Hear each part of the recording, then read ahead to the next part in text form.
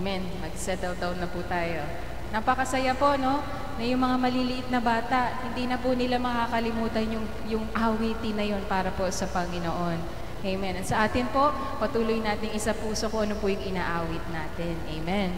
So, familiar po ba tayo dun sa title ng message? Leaving Yesterday Behind. Amen. Makakalimutan na po natin yung awitin siguro, no? Pero ang maaalala natin, yung powerful message na ibibigay po ng Panginoon sa hapon na ito, entitled, Leaving Yesterday Behind. So akin na pong tinatawagan, ang servant po ng Panginoon, ang ating pong pastor, si Pastor Christopher Aguilar. Amen. Palakpakan po natin si Lord. Amen.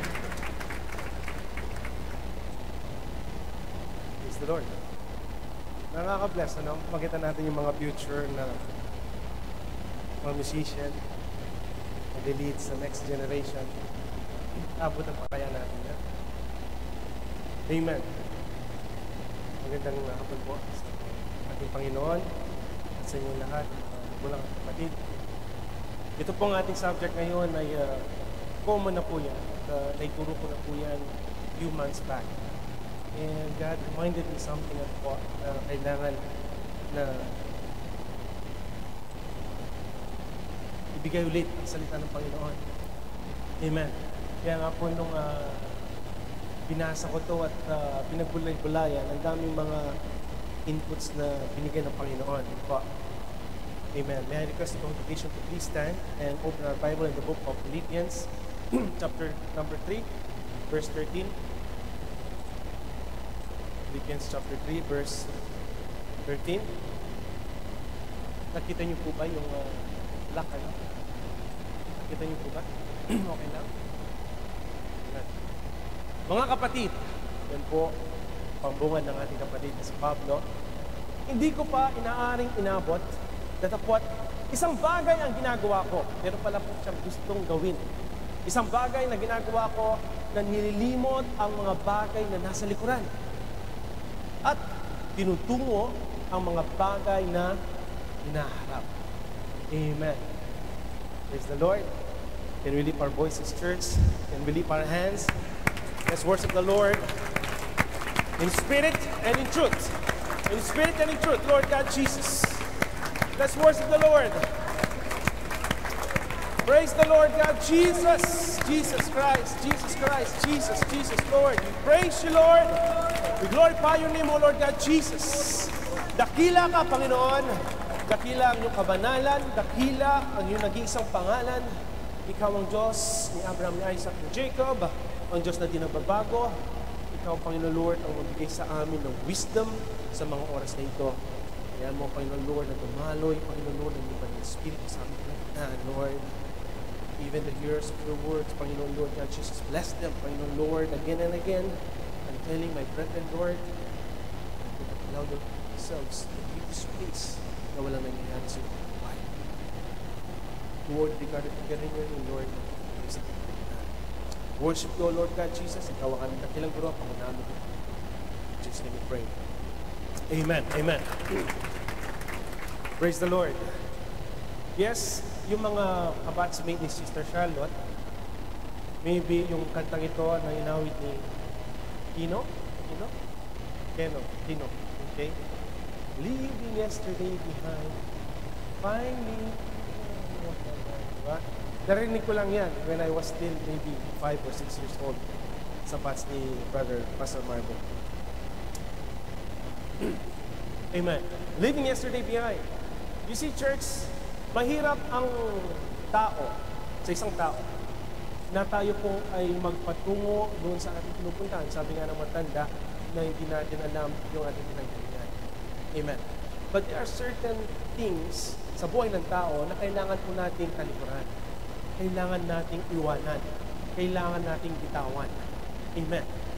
And to make the long story short, may mga bagay tayong nagagawa sa ating mga buhay na hindi po ito nakadesign sa kalooban ng ating Diyos. Amen. Meron tayong mga nagagawang mga kasalanan, may mga nagagawa tayong mga bagay-bagay na hindi nagbibigay ng kaluburan sa ating Panginoon, na ito po ay nagiging hadlang kung bakit hindi maabot ng Diyos ang ating pong pangangailangan. Amen. Tandaan po natin that ang kasalanan, siya ang nagiging dahilan kung bakit naiwawalay po ang Diyos sa ating mga buhay. Amen. Dati-rati tayo po ay bold sa pananalangin, dati-rati tayo po ay pinapakinggan ni Lord. But sometimes dumarating yung pagkakataon na nagtatanong tayo, Lord, nasaan ka nung kailangan kita? Lord, nasaan ang iyong kapangyarihan nung kailangan kita na kumilos sa aking buhay? Pero kung ating pong pagbulay-bulayan ng ating mga sarili, may mga bagay tayong nagagawa sa ating mga buhay na hindi tayo sensitive. May nagagawa tayong mga kasalanan na hindi natin alam na umalis pala ang Panginoon sa atin dahil hindi siya nalugod sa ating mga buhay.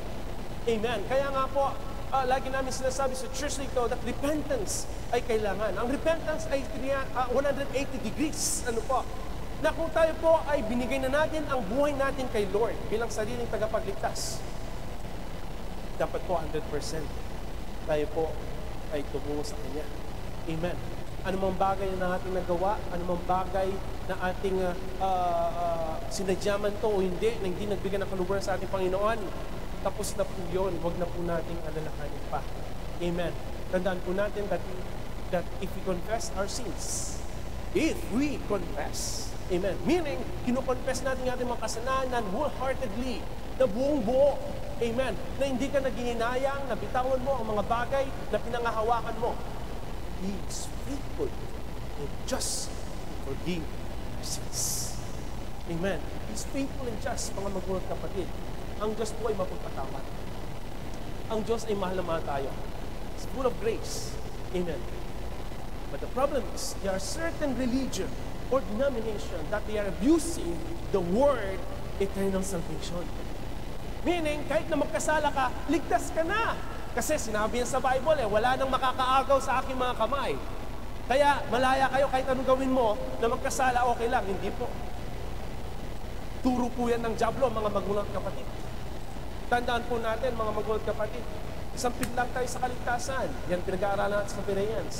Amen. We are Gentiles. Amen. At minsan lang darating ang salvation sa ating mga buhay. Kaya i-grab na po natin yung opportunity.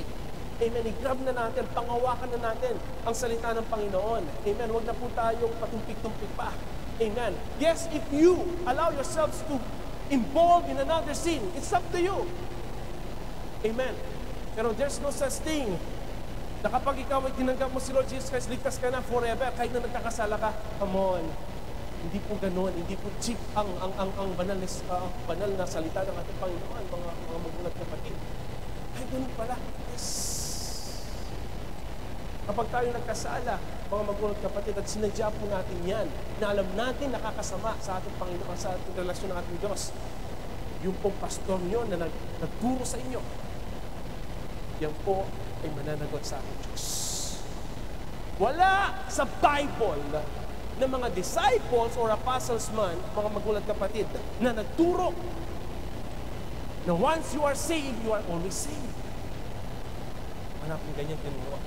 Sinabi po ni Pablo, nasikapin po natin ang ating kaligtasan with fear and trembling. With fear and trembling. Amen. Fear and trembling. Amen po ba? Kaya nga po, we will not allow the devil dito sa church na ituturo na okay lang na magkasala, okay lang na makiapid ka, okay lang na mandaya ka ng tao. Hindi po yan turo ng Bible. Yan po ay turo ng dyablo. Amen. Kaya nga po, ang pinakamainam, basahin po natin ang salita ng Panginoon. Yes, God is merciful. God is full of mercies. But huwag naman po natin abused. Amen. Na kapag tayo ay nandun na sa putikan. Amen. At tayo po ay kinuha na ng ating Panginoon to His marvelous light. Amen. Dapat po magpatuloy tayo. Kaya nga sabi ni Peter, ano po nangyari? Kapag ang aso, sinuka na niya yung mga bagay na sinuka niya. Anong gagawin ng aso? Babalik ulit. At ito'y kainin niya muli. Anong sabi ng Panginoon? Ang Panginoon na sabi niya, ang mga baboy, kahit gaano mo sila paliguan, pag may nakitang putikan, papaligyan. Mga magulang kapatid, hindi ka aso, hindi ka baboy. Ikaw ay tao ninilang ng Panginoon at siya'y namatay doon sa krus ng Kalbaryo para sa kaligtasan ko, kaligtasan mo, kaligtasan natin lahat. Amen. Maliwanag po ba? Amen. Ngayon, ang problema, mga magulang kapatid, may mga tao na though they were converted, they received the Lord Jesus Christ, pero sa puso nila, wala silang pagpapatawad. Amen. Nandun pa rin yung puot, yung galit. Nandun pa rin yung inanakit sa kanilang mga puso. Kung saan, mga magulang at kapatid, kahit anong gawin mo, pumunta ka sa church na ito. Kahit anong gawin mo, kung may puot ka, may puso ka na unforgiving heart, mga magulang kapatid, sayang lang po yung pakikinig mo na salita ng Panginoon. Ano ang sabi sa Book of Matthew? Next slide.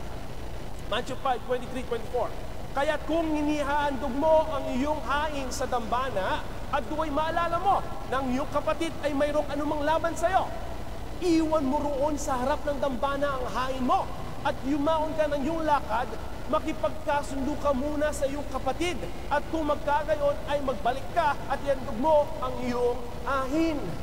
Amen. Yan po ay napaka-basic. Amen. Pagmaminsan yan po ay nakakalimutan natin. Amen. Meron tayong mga hidwaan sa bahay. Meron tayong mga kagalit sa ating pamilya. Meron tayong mga bagay-bagay na hindi nakakalpulot sa Panginoon. Nandito ka, nakatasok kamay mo, Lord, patawarin mo ako! Tapos yung kapatid mo na nag-away kayo, humingi siya ng kapatawaran, ayaw mo patawarin. Abay, huwag po tayo maging ganun. Amen. Hindi po nalulugod ng Panginoon. Amen. Kaya po, sabi ng Bible, sabi ng Panginoon, hindi ko sinabi, iwan mo muna yung handog mo sa dambana. Magipagkasundo ka muna sa inyong mga kagalit. Sino po may mga kagalit dito? Kasama. Church. Mahiya. Alam ng Panginoon. Amen. Meron lang isa. Dalawa. Amen. So make sure po, bago kayo pumasok sa church, alalahanin ninyo, God is holy. Amen. God is holy. Amen. Wala po akong pinapatamaan. Kung meron po yung mga problema sa inyong mga kapatid, sa inyong mga asawa, hindi ko po alam yan. Wala pong nagchismis sa akin. But God is telling you right now, God is telling you right now, that how come na tayo humingi ng kapatawaran tapos tayo mismo hindi tayo marunong magpatawad. Amen. Parang tayo humingi ng blessing kay Lord tapos ikaw mismo hindi ka marunong magbigay ng blessing. Amen. Dapat po kung ano yung ginagawa mo, dapat mga mga kapatid, nakatuntun yan sa kalooban ng Panginoon. What else? The next verse. Matthew chapter 6 verse 14-15. Sapagkat kung ipatawad ninyo sa mga tao kanilang mga kasalanan, ay patatawarin naman kayo ng inyong Ama sa kalangitan. Amen. So kapag malakas loob mo na humingi ng kapatawaran sa Panginoon, dapat marunong ka rin magpatawad. Amen. Datapwat, kung hindi ninyo ipagpapatawad sa mga tao ang kanilang mga kasalanan, ay hindi rin naman kayo patatawarin ng iyong Ama ng iyong mga kasalanan. Amen. Kaya nga po, mga magulang kapatid, sure, bago tayo pumasok sa church, bago darating ang Friday, isipin muna natin sino ba yung mga nakaaway ko. Papaisip po ng Panginoon sa inyo yan. Then tawagan ninyo. Amen. Tawagan ninyo. Sis, basta ka na. Araw na naman ang pananamba. Ganun na. Maging mahinaon ka, mga magulang kapatid. Huwag kang papasok dito na itinataas mo yung kamay mo. Tapos may guilty feeling ka. Amen. Huwag na huwag po natin hayaan yan. Mga magulang kapatid, sabi ng Panginoon, kung humihingi ka ng kapatawaran, dapat marunong ka rin magpatawad. Sarap po magpatawad. Dahil ko nga sinasabi, wala pang namatay sa nagpapatawad. Amen. Kahit gaano man kasama ang iyong asawa, gaano man siya ka-playboy, yan ang binigay ng Panginoon na partner mo for life. Amen. Nag-asawa ka ng playboy eh. Sorry po. So ikayatin mo siya sa sambahan ng Panginoon. Amen. Win mo siya sa ating Panginoon. Amen. Brother, gusto kong gumanti. Ayahan mo ang Diyos ang gumanti para sa iyo. Amen. Kahit anong mangyari, mga magulang kapatid, yung mga anak ninyo ang isipin ninyo. Hindi na yung sarili ninyo. Amen. Kaya nga po, kapag humingi siya ng kapatawaran, tumawag, yung fried chicken mo, lunukin mo na. Once lang mangyari yan. Amen. Ako, may nagriring yata na po. Yung phone mo ko, nagriring, baka may pasok ka. Oh. Amen. Kaya nga po, maging sensitive tayo, mga magulang kapatid. Ha? Nagtuturo po tayo dito kung paano maging pagpakumbaba. Hindi tayo nagtuturo dito na magpalakihan kayo ng time. Amen. Hindi po yung nagbibigay ng kaluguran sa ating Panginoon. Nagtanong si Pedro, next slide. Nagtanong si Pedro, Lumapit si Pedro at sinabi sa kanya, Panginoon, eto, makailang magkasala ang aking kapatid laban sa akin na siya'y aking patatawarin hanggang sa makapito? Ilang beses tayo magpatawad? Siguro minsan masakit pa, no? Pinapatawad kita! Pero hindi ko makalimutan ang ginawa mo sa akin. Lagi niyan po yung ating bukang bibig. Amen. Ang sabi ni Pedro, Panginoon, makailang beses kami magpatawad? Makapito pa? Yung 7 times so, siguro, sobra-sobra na yun, ano? Example, inutangan ka ng 2 dinar. O sige, patatawarin kita. Next time, 3 dinars. Sige, patatawarin kita. 5, hanggang gumawa po ng 100 dinars. Yung 100 dinars, medyo ano ka pa eh, ano? Yung huwag naman po ganun. Iba po yung patawad dito tsaka yung pambabayad. Pag inutang, huwag po natin bayaran, ha? Amen. Kasi pinagpaguran po yan ng mga kapatid natin. Amen. Tapos ikaw, ginamit mo lang sa pag-enjoy mo sa sarili o ginamit mo sa ibang bagay. Amen. Dapat po, balikan po natin yung mga bagay na kailangan po natin balikan. Living yesterday behind. Pero yung mga utang, balikan naman po natin, ano? Kawawa naman po yung pinagutangan natin, mga magulang kapatid. Amen. Kung po namin tinuturo sa inyo na hindi kayo magpatawad, kung papatawarin kayo ng inutangan, praise God. Amen. Yung kapatid nga tayo, sabi kahit nga po sana kayo usapin ako na bibigay ko nila, pero ayaw eh. Ayaw makipag-coordinate, ayaw makiusap eh. Huwag tayong ganon. Wala pong tinuturo ang church na ito na magpayabangan po tayo. Amen. Kapag utang, bayaran po natin. Kasi po ginamit natin yan sa oras. Ginamit siya ng Panginoon. Amen. Kaya paano kayo i-bless ng Panginoon? Puro ka na lang nakuha. Hindi ka naman marunong magbigay. Amen. Kapag marunong ka magbigay, ang overflowing ng blessing ng Panginoon, tignan niyo po, yan po ay mag-uupap. Amen. Amen po ba? Kaya nga pinagpapala eh. Pala, yung ginagamit. Pala. Ikaw, kutsara lang. Pag magbigay ka, tumulong ka, kutsarita lang. Amen. Sabi ng Panginoon, kung ano yung ginawa mo sa kapwa mo, yun din ang mangyayari sa iyo. Amen. Kaya nga po, maraming mga binigay ang Panginoon tungkol sa mga utang, tungkol sa mga pagpapatawad. Yung mga tinuro ko yan, yung the book of Luke, sa mga parables. Amen. Yung inutangan, tapos pinatawad, tapos may inutangan na iba, hindi niya pinatawad. Hindi po ganun. Amen. Kaya makailan, ang sabi po ni Peter, sinabi sa kanya ng ating Panginoon, hindi ko sinasabi sa iyo hanggang sa makapito. Isa lang, Lord, mali. Hindi, hanggang sa makapitumpung pito. 70 times 7. Ilan yun? 100 times. Right? 190 times. Kaya nga sabi ni Pedro, Lord, lakasan mo yung aming pananampalataya. Mahirap magpatawad. Masakit lalo na kapag tayo sinaktan. Kapag tayo talagang dinuro, gano'n. Huh? Tinuturuan tayo yung... Kasi ang mga Pilipino, lagi manood ng mga television. No? Lalo na yung mga mahilig kay Fernando po, nanay. Pagtawan ako! Tuturugin kita! Diba? Parang walang kapatawaran sa mga puso. Di po ba? Lalo na si Nora Uno, si Vilma Santos, kapag sila'y talagang hihirakan, sila ay mga magiging bituin, walang nini. Kung mga ganon. Kaya ang mindset natin, mga magulang kapatid, sa panunod natin ng mga telenovela, ina-adapt natin sa ating mga sarili. Huwag pong gano'n, ha? Amen. Kapag po tayo sinampal, ang sabi ng Panginoon, pag sinampal ka sa kanan, ibigay mo daw yung kaliwa. Ang sakit, Lord. Kapag ka binato ka ng bato, sabi ng Panginoon, batuin mo ng yung tinapay, yung niya sa Delmon, yung matigas. Kapag ka pinaktabuhan ng 1 kilometro, tumakbo ka ng 2 kilometro. Saan po makikita yan? Sa pagiging Kristiyano lang. Walang ibang book, walang ibang reliyon na magtuturo ng ganon, kundi ang Panginoon lang. Kaya mahirap maging Kristiyano sa totoo lang. Pero if you will allow yourselves, freely, ng Panginoon, siya po ang maghari sa ating mga buhay, mga magulang kapatid. Ang Diyos po, ay bibigyan tayo ng wisdom ng patawad. Masarap ang patawad. Kahit na gaano man mali ang ginawa ng tatay mo pa rin siya. Iniwan kayo for how many years? Tapos pagkakita mo, susumbatan mo. Pero kapag tayo Kristiyano, hindi na. Mahalin mo siya. Pag hinagkan mo yung tatay mo, mga magulang kapatid, iiyak yan. At siya mismo marirealize niya yung pagkukulang niya na ginawa. ipapaisip ng Diyos sa kanya. Amen. Amen po ba? Mas magpapatawaran po tayo kung alam po yung mga nagawa natin pagkakamali. Amen. Dapat po, right and there, humingi po tayo ng kapatawaran. Amen. Amen po ba? Ready na po ba kayo sa message? Amen. Tingnan po natin ang kapatawaran ng ating Diyos. Let's open our Bible, the book of 2 Kings. 21, chapter 21, verse 1 to 9. Just take a deep breath, mga kapatid. Maybe some of you hindi nyo kilala si Manasseh. At ngayon lang siya na-encounter. Tignan po natin kung paano ang kanyang behavior towards God. Si Manasseh ay may 12 taon nang magsimulang maghari at siya'y nagharing 55 taon sa Jerusalem at ang pangalan ng kanyang ina ay Absiba. 12 years old, he was a king. He was a king. Amen. At siya ay gumawa. Ito yung pinakamasakit eh.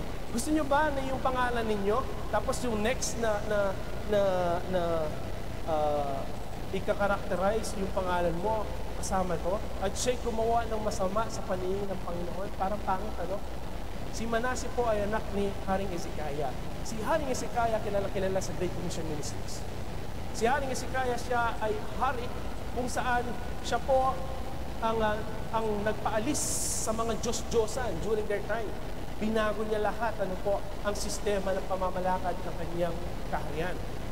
At binalik muli ang joy ng mga Israelita at mga Juda sa ating Panginoon. At siya po ay nagkasakit. Amen. Kung natatandaan niyo po si Haring Hezekiah, at siya ay mamamatay. Pero sabi po niya kay Lord, Lord, alalahanin mo na ako po'y naglingkod sa inyo. At sa pamamagitan ng kanyang paglilingkod sa ating Panginoon, siya po ay pinagaling ng Diyos. At nung siya ay gumaling, mga magkakapatid, binigyan pa siya ng Panginoon ng another 15 years. Amen. At yan po ang kanyang bunga, si Manasseh. Amen. Si Manasseh ay 12 years old nung siya ay maghari. Amen. Ngunit, ang sabi po sa verse 2, at siya'y gumawa ng masama sa paningin ng Panginoon. Gaano kasama, mga magulang kapatid? Ayon sa mga karumal-dumal na mga bansa na pinalayas ng Panginoon sa harap ng mga anak ni Israel. Karumal-dumal. Amen. Tandaan po natin, lahat tayo ay may kasalanan. Lahat tayo may nagawang pagkakamali sa ating mga buhay. Amen. Maybe some of us here, mga magulang kapatid, yung ating dating buhay, dati po tayong lasinggero, lasinggera, dati tayong gumagawa na hindi kalooban ng Panginoon. Tumataya tayo ng mga wete, tumataya tayo ng mga lahat, name it, ano po, yung mga bagay-bagay. Dati tayo yung mangkukulam. Sino po yung mangkukulam dito dati? Dati tayo mangkuhula. Dati po tayo mga gumagawa ng mga hindi kalooban ng Diyos. Amen. Karumal-dumal, mga magulang kapatid. But, mga magulang kapatid, yan po ay inahanap ng Diyos. Amen. Ang church na ito ay open door. Hindi po tayo selective na, oy, mga banal lang ang pumapasok sa church. Hindi po ganon. Kailangan po natin na maunawaan, ang church ay hindi para sa mga banal. Ang church ay para sa mga taong tulad natin. Ano po? Nagkakasala, na dati nagkasala. Amen. At patuloy po natin hinihingi ang kalooban ng Panginoon sa ating mga buhay. Amen. Huwag po tayo maging selective. Amen. One time narinig ko isang kapatiran, hindi ka pwede sa church namin. Bakit? Kasi naninigarilyo ka. Hindi po ganun. Amen. Kaya nga po natin na nilalapit ang Ebanghelyo dahil kailangan niya si Jesus. Kailangan niya ang ating Diyos. Ayaw ko invite yan, brother. Bakit po? Kasi nakikiyapid siya. Paano niya malalaman ang katotohanan kung hindi natin si invite sa church? So si Manasseh, mga magulang kapatid, yan po ang nangyari sa kanya. Gumawa siya ng masama sa paningin ng ating Panginoon. Kaano kasama? Verse 3. Sapagkat kanyang itinayo uli ang mga mataas na dako na giniba ni Hezekiah na kanyang ama. At kanyang ipinagtayo ng mga dambana si Baal. Si Baal po, yan po ay si Satanas. Yan si Beelzebub. Yan po ang Diablo. At gumawa ng Asera gaya ng ginawa ni Akab na hari sa Israel. At sumamba sa lahat ng natanaw sa langit at naglitpot sa kanila. So lahat po ng winasak ng kanyang ama. Hindi natin alam kung bakit po kinuha niya yung mga kasalanan yon at ibinalik niya muli sa kanyang kaharian. Imagine, kung ano pong mga kasalanan na tinapon natin sa ating mga buhay, huwag na po natin puluhin. Ginawa po ni Manasseh, mga magulang kapatid, siguro na ginayang, uy, ginto ito. Diba? Nanggaling pa ito sa Guadalupe. Ano po? So, tinayo ulit niya yung ganyan pong mga dambana na winasak na ng kanyang ama. Hindi po nalulugod ang Panginoon, mga magulang at kapatid. Amen. Sa church na ito, hindi po natin tinuturo na tayo sumamba sa mga Diyos-Diyosan. Biblically speaking, hindi po ang Great Commission Ministries, hindi ako ang nagsabi, kundi ang Diyos ang nagsabi, ang Panginoon, hindi siya nalulugod sa mga Diyos-Diyosan. Ang sakit mo naman magsalita, kinaugalian namin yan. Kaya nga po kaya nga tayo nakikinig na salita ng Panginoon Ang salita ng Panginoon ang magpapabigay sa atin ng unawa. Amen. Kaya ano po nangyari mga magkakapatid? Lahat ng mga dambana na tinapon, ng mga sera, itinayo niya muli. Kinuha ulit yung mga tinapon ng kanyang ama na kasalanan. Amen. At ano pa? Sumamba siya sa lahat ng natatanaw sa langit. Name it. Marami siya. Meron siyang udas. Ano po? Ano yung mga tao? Nakakris pa yan Marami sa bahay niya. May nakaganon, may globe, may... Lahat po ng mga Diyos-Diyosan. Isa lang ang Diyos natin sa mga magkakapatid. At hindi nalulugod ang Panginoon sa mga gayong bagay. Amen. Picture lang po yan. Ano picture yan? Parang nanay mo. Di picture mo lang ng nanay mo, ilagay mo. Di po ba? Ano po ba? Masakit ang salita ng Panginoon. God will set us free. Amen. Masakit man mga magulang kapatid, but I'm telling you right now, naman po yung mga sugat na naramdaman nyo, God will heal you. Amen. Hindi nalulugod ang Diyos. Anong nangyari? Lahat po ng mga nasa langit, name it, meron po siyang koleksyon. Verse 4. At siya'y nagtayo ng mga dambana sa bahay ng Panginoon. Imagine, hindi na ginalang ang church ng Panginoon. Naglagay siya ng dambana at pinagsabihan ng Panginoon sa Jerusalem na ilagay ang aking pangalan. At kanyang ipinagtayo ng mga dambana ang lahat na natatanaw sa langit sa dalawang looban ng bahay ng Panginoon. Dila niya lahat ng mga Diyos-Diyosan sa church ng Panginoon. Imagine. Come on, Manasseh, hindi yan tinuro ng ama mo. Sinira niya, nasaan ka? Natutulog. Absent. Araw ng Biyernes, kung tinuro yan ng tatay mo, natutulog, naglalaro ng Facebook, naglalaro ng saga, naglalaro, name it. Kaya nga, lack of wisdom, kaya po tayo napapahamak. Amen. Hindi po tinuturo ito sa ating pong kinaugaliang church. Abay, kapag tinuro yan, mga magulang kapatid, maraming mag-aalisan. Amen po ba? Bakit nga hindi tinuturo sa ating kinaugaliang church yan? Na bawal ang sumamba sa mga Diyos-Diyosan. Nagdadala ba kayo ng Bible kapag kayo pumupunta sa Mass? Sino nagdadala ng Bible dito? Hindi tayo sinabihan na magdala ng Bible. Kaya hindi natin alam kung ano po ang nilalaman ng Bible. And I praise God ngayon, alam na natin kung ano nilalaman ng Bible. Na hindi nalulugod ang Diyos na ating pinupuri, ang Diyos ni Abraham, ni Isaac, and Jacob, hindi po nalulugod. So anong nangyari, mga magulang kapatid? Parang sampal sa ating Diyos yan. Imagine, dinala mo ang Diyos, dapat natin sambahin sa Espiritu at sa katotohanan. And then, eventually, may nakita, may nakaganon, may nakaganon. Amen. Verse 6. At kanyang, ito yung masakit, ito pa yung masakit. At kanyang pinaraanan ang kanyang anak sa apo. Pinatay pa niya yung kanyang anak. Sinacrifice niya. Kay Baal. Ang tindi, no? He was ready to sacrifice his life. Even yung life ng kanyang mga anak. Pinadaanan po sa apoy. At nagpamaiin. Ano yan? Pamahiin. Huwag kang muna nga alis, Pahikot muna natin yung mga pinggan.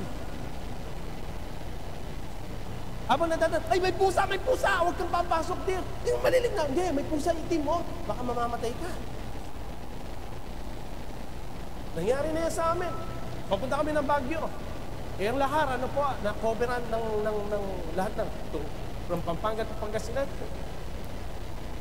Sabi ko sa kaibigan ko, bro, sabi ko, nawawala tayo. Napunta kami sa Kasinggan.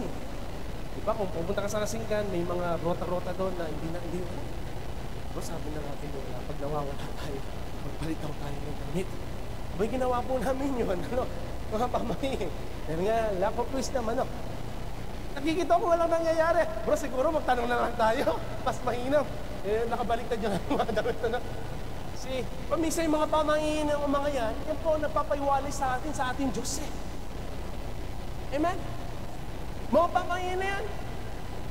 Eh, nung nangyari kay Manases, pinatay niya kay anak, idadaan sa apoy, ginawa niyang barbecue, hindi ko alam kung ano pong recipe yung gusto niya. Number 2, siya'y mahilig ngayon sa mga pamahiin. At nagsanay siya ng panghuhula. Ha? Master of degree. Nag-master siya. Bro, tingnan mo yung kamay mo. Hulaan kita. Hula nga eh. Tapos pagka nagkatugma, even the devil, mama magkakabit can deceive you. Amen. Kaya huwag kayong basta-basta. Ha? Huwag kayong maglagay sa inyong mga wall ng mga tarot tsaka mga horoscope.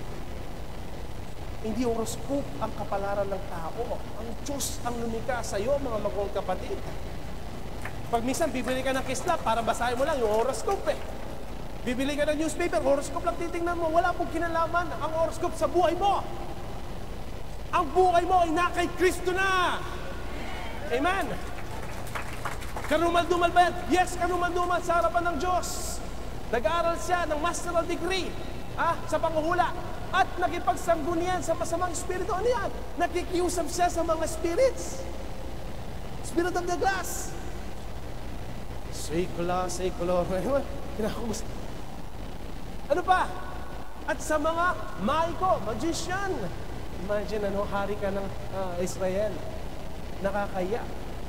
At siya'y gumawa ng maraming kasamaan sa paningin ng Panginoon upang mungkahin niya siya sa galit.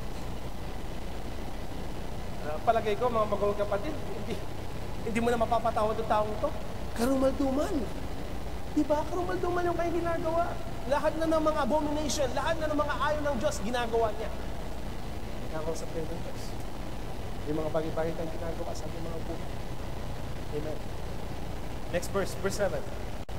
At siya'y naglagay ng larawang inanyuan sa Asera na kanyang ginawa sa bahay na pinagsabihan ng Panginoon kay David at kay Solomon na kanyang anak sa bahay na ito at sa Jerusalem na aking pinili sa lahat ng lipi ng Israel, aking lalagay ang aking pangalan magpakailanman. Verse 8. At hindi ko na pagagalain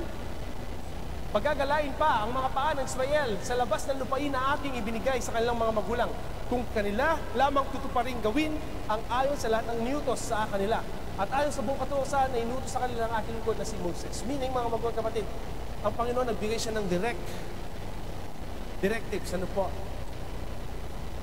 Naigalang nila ang lugar kung saan nandoon ang pangalan ng ating Diyos. Imbes na galangin ni Manases, naglagay pa siya ng picture. Di ko alam kung kaninong picture yun.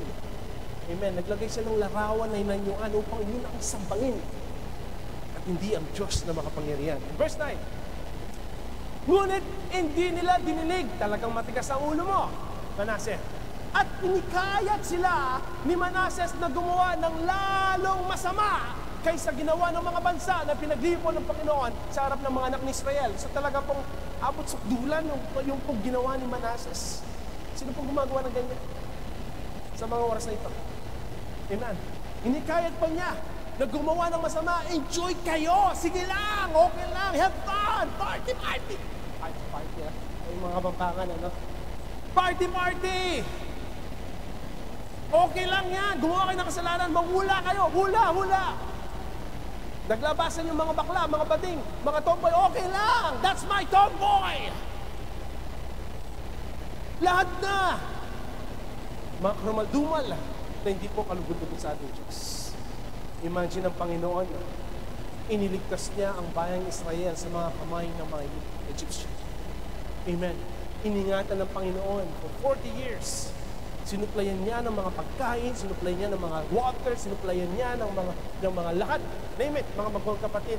And yet, babalikan po ng mga Israelites ang Diyos. Kinalimutan nila ang kanilang Diyos.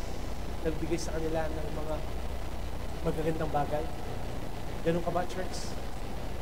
After all, na binigay ng Panginoon sa iyo ng mga blessings, na nagpaalala sa iyo ng Panginoon, and then sasabihin mo sa iyong pastor, binago po ako ng church na ito, pastor, pero hindi ko po makakalimutan, hindi ko po pwedeng iwanan ang aking pinakaugalyan. Imagine. Sulat lang yan. Pero nasaktan po, what more ang Diyos? What more ang Diyos? Amen. Kaya po, dapat tayo mag-isip na mga magulang kapatid. Nauusap ang Panginoon. May mga bagay-bagay tayong ginagawa na karumalduman sa harapan ng Panginoon. Accept po natin yan. Leave them. Living yesterday behind. Ano man ang nangyari sa iyo kahapon, last week, last month. What matters most is today, November 8, 2013. Baguhin mo ang iyong isip patungo sa ating Panginoon. Amen. You have to leave yesterday behind, Manasseh. Amen. So, palagay ko, papapatawaran pa ba siya ng Panginoon sa mga ginawa niya karumal-dumal? Tandaan po natin, ang Diyos ay unawahin. Ang Diyos ay mahabagin. Amen. Palagay ninyo kayo umatol, mga magulang kapatid, karapat dapat pa ba si Manasseh na bigyan ng kapatawaran sa ginawa niya? Sinasadya na ito. Talagang pinuprovoke niya na magalit ang Diyos. Lahat ng mga inutos ng Panginoon, lahat sinuwil niya. Ginawa niya yung mga hindi yung mga right thing, kundi yung mga left na bagay. Kung saan wala na po siyang tinirang tama sa harapan ng Panginoon. Amen. Tignan po natin in the book of 2 Chronicles, chapter 33, verse 9 to 19. Tignan po natin ang senaryo. It's the same Manasseh. At iniligaw ni Manasseh ang Juda at ang mga taga-Jerusalem na anupat sila'y nagsigawa ng higit na sama kaysa ginawa ng mga bansang nilipol ng Panginoon sa harap ng mga anak ni Israel. Gumawa si Manasseh ng mga bagay-bagay na karumaldumal sa ating Diyos. Tinuruan niya na maging rebellious. Tinuruan niya ang mga tao na sumamba sa mga Diyos-Diyosan. Tinuruan niya na gumawa ng mga manggagaway, gumawa ng mga maiko, gumawa ng mga bagay-bagay na abomination sa harap ng Diyos. At ang Panginoon ay nagsalita kay Manasseh. Imagine, ang Diyos pa, parang napil ko, nung binabasa ko ito, parang ang Diyos nagpiplease pa, huwag mo nang gawin, anak. Nakikiusap, nagsalita ang Diyos sa kanyang bayan, ngunit niwalang bahala nila. Kaya nga kapag nakikinig ka ngayon, minawalang bahala mo ang Diyos, like Manasseh, ganyan na ganyan ang kanya pong ginawa. Di siya nahabag. Ang Diyos na ang nakikiusap. Come on, Manasseh! Next slide. Verse 11. Anong ginawa ng Panginoon? Kaya't ang Diyos, kaya't dinala ng Panginoon sa kanila ang mga punong kawal ng ukbo ng hari ng Assyria na siyang nagdala kay Manasseh na may mga tanikala at ginapos siya ng mga damal at nagdala sa kanya sa Babylonia. So God now allowed the Babylonian Empire na mag-rule during the time ni Manasseh. Anong ginawa? Wala siyang kalakas-lakas. Tawag na sa tawag sa kanyang lahat ng mga Diyos-Diyosan niya. Walang sumasagot. Madre, nandoon lang, nakaganon, estatwa. Nakaganon. Yung isa, nakakrispa, nakatuyot ang t-shirt, nakaganon, may bola sa... Wala silang magawa! Ang Diyos pa rin po ang ating tatawagin. So ginawa niya lahat. Nag-magic siya, walang nagawa. Nanghula siya, walang nagawa. Anong ginawa? Siya po ay tanikala. Naging captives po siya ng mga Babylonian, mga magulang kapatid. Why? Because he rejected the Lord. Kapag nireject mo ang Panginoon sa iyong mga buhay, God will leave you. And should I say, will forsake you. Dahil hindi mo siya inuna sa iyong buhay. Kapag ikaw ay naging tanikala ng kasalanan, mga magulang kapatid, ang number one na tawagin mo ay ang Diyos. Huwag kang tatawag ng iba. Gaya po ni Manasseh, tinawag niya lahat ang mga maiko, tinawag niya lahat, pero wala po siya nagawa. Kundi siya yung natanikala. Siya ngayon ay naging captives ng mga Babylonian. Ewan po ba? Sino po ngayon ang nakatanikala sa kasalanan? Mag-isip-isip tayo, mga magulang kapatid. Kung magpahanggang ngayon, ikaw ay nakatanikala ng sigarilyo, mag-isip-isip ka, nakatanikala ng sugal, nakatanikala sa mga utang, nakatanikala sa pakikyapid, na ikaw ay gumagawa ng mga karumal-dumal sa harapan naman hanggang ngayon, nakatanikala, wala ka nang magagawa. Ikaw ay under na ni Satan. Inalaw na ng Panginoon ang mga bagay na yan. Why? Because you rejected the Lord. Amen. Tingnan natin, verse 12. At nang siya'y nasa pagkapighati, yan! Diyan tayo magaling! Diyan tayo magaling, di ba? Kapag nagpipigati ka na, pag wala ka ng choice, kapag wala ka ng option, sino tatawagan mo? In case of fire, break this glass. Yan lang ba si Jesus Christ sa buhay mo, mga magkapatid? Na kapag kailangan mo nakikipagati, doon ka lang po tumatawag. Come on, church. Yan po ang nangyari kay Manases. Tinawag na niya lahat ng mga Diyos. A to Z. Tinawag niya. Walang sumasagot. Tumatawag siya sa mga magician.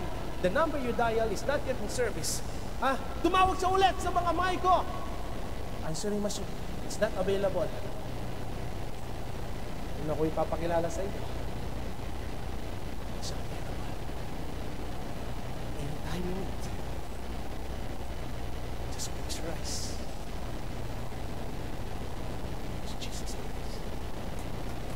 Jesus Christ. Hindi magiging busy ang line. Hindi magiging walang signal ang line. So, nang siya po ay nasa kapigatihan, nakatanikala, wala na siyang magawa. Wala nang tutulong sa kanya. Lahat ng mga Diyos na ginawa niya, wala. Mapipayda. Siya ay dumalangin kanino? Sa Panginoon ng Diyos at nagpakumbaba ng mahinang sa harap ng Diyos ng kanyang mga pagkulang. Kaya nga pag minsan ginagawa natin last option ng Diyos, ano? Parang mga doktor, no? Diba pagka may cancer, adjust na lang natin. Bakit last option ng Diyos? Priority natin ng Diyos. Seek ye first God's kingdom and His righteousness, and all these things shall be added unto you. Matthew 16:15. Kapag inuna mo ang Diyos sa buhay mo, uunahin ka niya lagi sa buhay. Kaya nga mapalad kayo, inuna niyo ang Panginoon ngayong Friday. Instead na mag-party-party tayo, nandiyan diyan, maraming mga sales, nandito tayo, nakikinig sa salita ng Panginoon. Ang Diyos po, kapag inuna natin, uunahin ka ng Diyos. So what do you think, Church of God? Karumaldumal ang ginawa ng taong ito na si Manases. Pero nung siya ay nasa kapigatian, dumalangin siya sa ating Diyos na may pagpapakumbaba. Dumalangin siya ng mainam sa kanyang puso, na nakita niya lahat pala ng mga Diyos-Diyosan niya ay Diyos-Diyosan lang. Lahat pala ng kanyang mga pinagawang mga picture frame na galing pa ng Guadalupe, galing pa ng Mexico o Pampanga, galing pa sa lahat, wala rin pala silang magagawa. Hindi makakilos, hindi makapagsalita. And then na-realize niya, sandali, may tinatawagang Panginoon ang aking Ama nung siya ay may sakit at karamdaman. Siya yung tumagon kay Isaiah upang siya ay bigyan ng 15 years. Siya yung Diyos na tinatawag ng aking mga ama. Ano nangyari sa akin? Then he started to pray. Nakatanik ka lang. Nandoon sa pagpagpigati. Siya nagpakumbaba sa harap ng ating Panginoon. In verse 13, at siya'y dumalangin sa Kanya. Imagine, Lord. At siya'y, wow, gaano man pala tayo kasama, gaano man karumaldumal ang ginawa mo, brother, sister, sa iyong buhay. Leave yesterday behind. Ang Diyos is ready to listen at pinakinggan niya ang kanyang panganik at ibinalik siya sa Jerusalem sa kanyang kaharian nang magkakayoy nakilala ni Manases ng Panginoon ay siyang Diyos.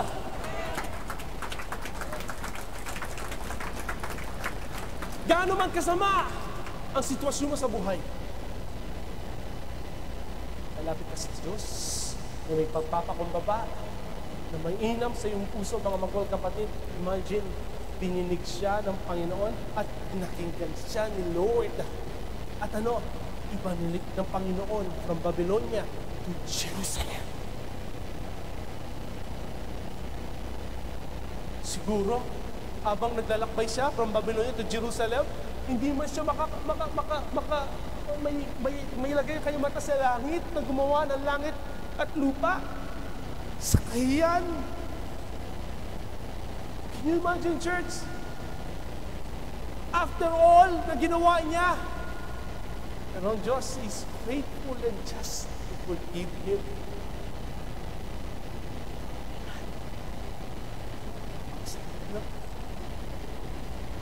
God is a God of hope.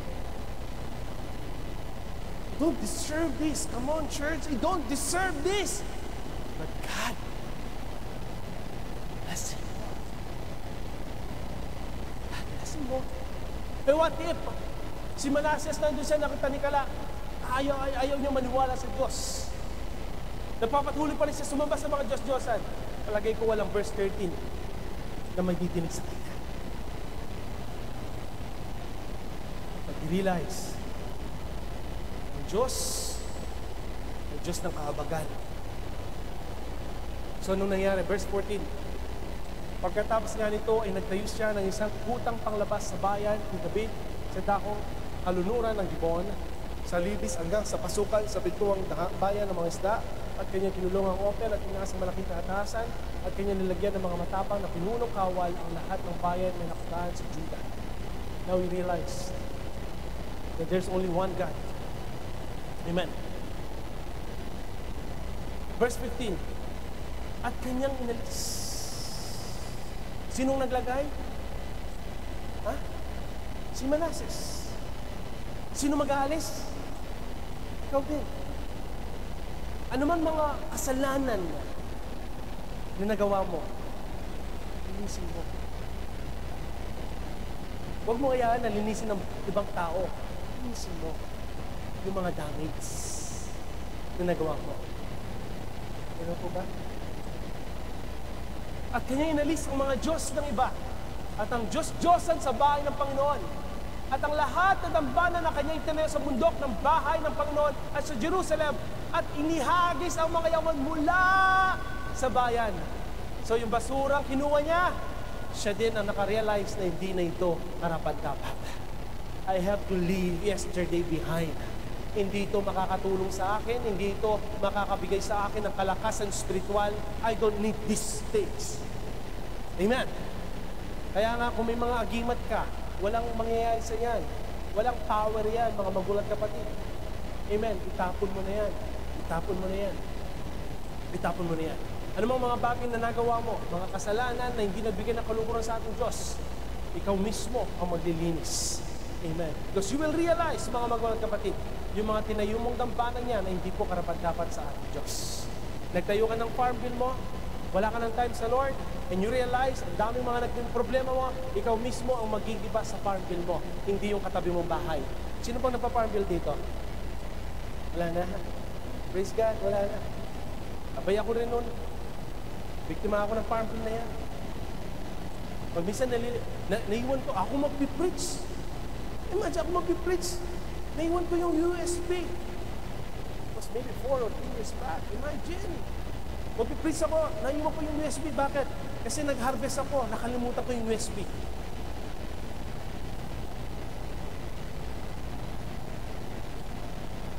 See, church, tayo mismo.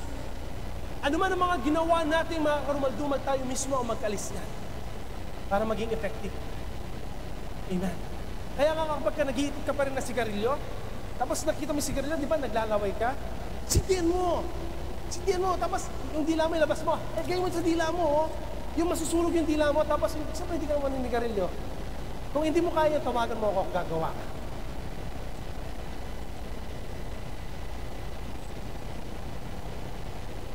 Verse 16.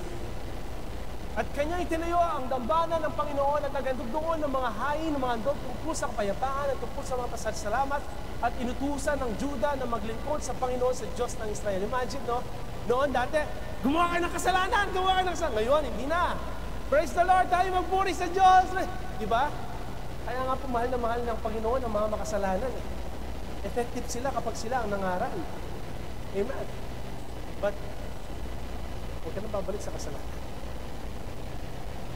Sin no more. Amen. Gayon may naghain ng bayan na nagpatuloy sa mga mata sa dako, ngunit sa Panginoon lamang ng kanilang Diyos. Amen. Ngayon, hindi na po marami. Di ba mahirap kung marami kang Diyos? Di mo alam kung sinong paglilingkuran mo, ano? Tatlo na lang. Mahirap pa rin. You cannot serve two masters. Sabi nga ng Panginoon, you cannot serve two masters at the same time. Kaya ang church natin, naniniwala tayo na isa lang ang Diyos. Amen. Isa lang ang Diyos. Isa lang ang Diyos. At ang kanyang pangalan ay Amen. So verse 18. Ang iba nga sa mga gawa ni Manases at ang kanyang dalangin sa kanyang Diyos at ang mga salita ng mga tagakita ng salita sa kanya sa pangalang Panginoon ng Diyos ng Israel na ito nakasulat sa mga gawa ng mga hari sa Israel. Verse 19. Gayon din ang kanyang panalangin at kung paano dininig siya at ang buo niyang kasalanan at pagsalangsang niya at ang mga dako kanyang pinagtayuan ng mga mata sa dako at pinagtindigan ng mga sera at ng mga larawang lanyuan bago siya nagpakumbaba. Narito nakasulat sa kasaysayan ni Uzziah. Amen. Akala natin kanina, wala nang kapatawaran si Manases. Nakita natin kung paano niya pinrubok ng galit ang Diyos, kung paano siya nagkasala sa ating Panginoon. And yet, nabasa natin mga magulang kapatid, ang Diyos ay makabagin. Ang Diyos ay mapagmahal.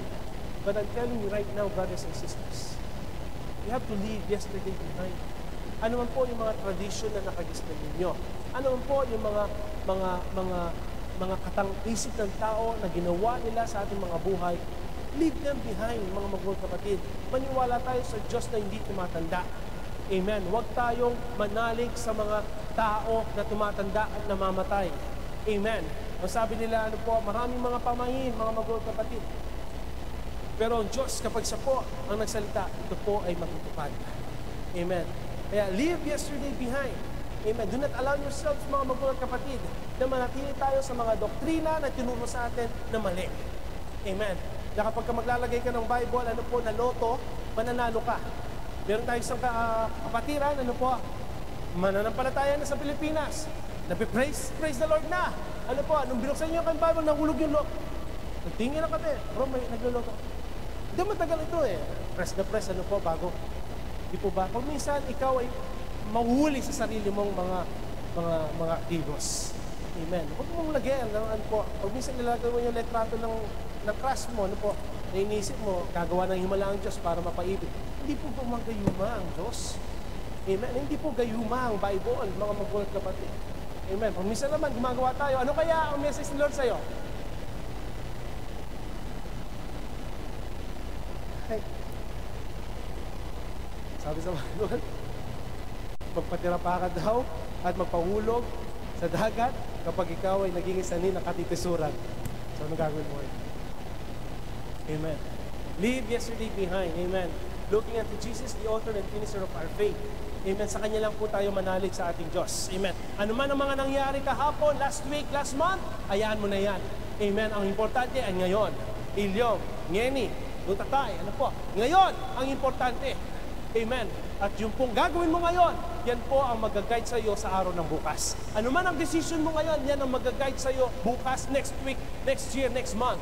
Amen. Kaya if I were you, brothers and sisters, ano man pong mga magic na meron kayo, ano man pong mga bagay na pinangahawakan ninyo sa inyong mga buhay, leave them to Jesus Christ.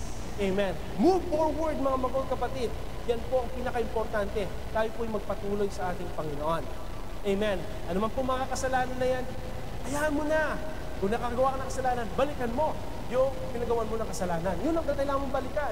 Kapag ikaw ay clear na, wala ka ng utang kay brother, kay sister, taas doon ka na ngayon. Na makapaglakad. Ay, meron pa pala sa Shoba. Side na lang, side. Pag dumatang ka sa church, as if di mo nakita yung Shoba. Ano pa? Leave everything behind. Amen. Move forward, mga church of God. Mahal po tayo ng Panginoon. Amen. Kung nasaktan ka man sa message ngayon, brothers and sisters, this message is meant for you. Amen. We will not compromise. Amen. Kapag nasaktan ka, tinira ako yung dating reliyon.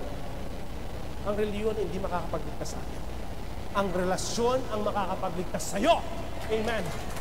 Amen. Isipin mo na lang, tinawagan ni Manases lahat ng mga Diyos-Diyosa niya, A to Z. Alpha, Beta, Kappa. Lahat, tinawagan niya. Isa lang niya tinawagan ng Panginoon. Ay nangyari. Si Jesus Christ lang ang tatawagin mo. And He will direct your paths. Amen. Walang tingin. Masakit siya. At magpapakita siya ng mga hiwaga na hindi natin. Amen. God bless you po. Kahit may tumayo. Amen. Let's worship the Lord Jesus.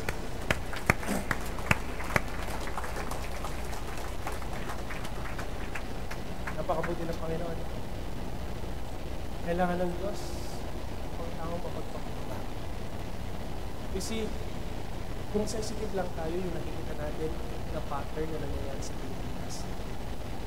It's all street man ang problema ng Pilipinas.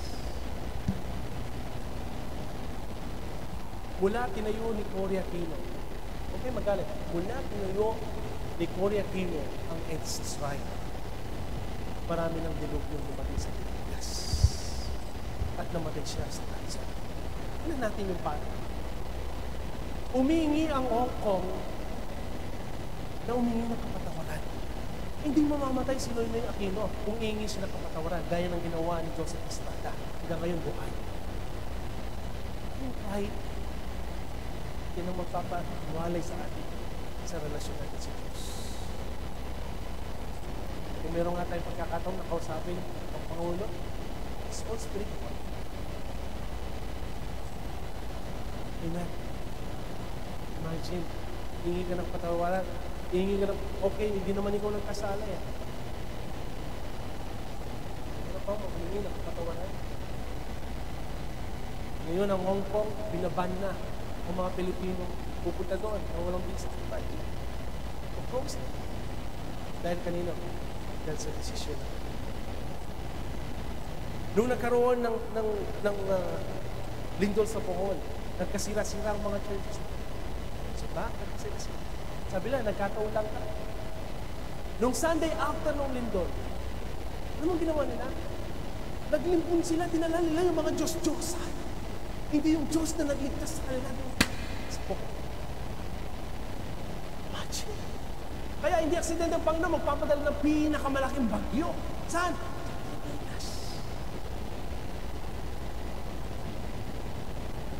Aminin mo lang yung kasalanan mo, Napoles. Hindi ko po alam. Wala. My people, these are called by my name, shall humble themselves and pray, and seek my face, and turn from their wicked ways. I will hear from heaven, and I will heal.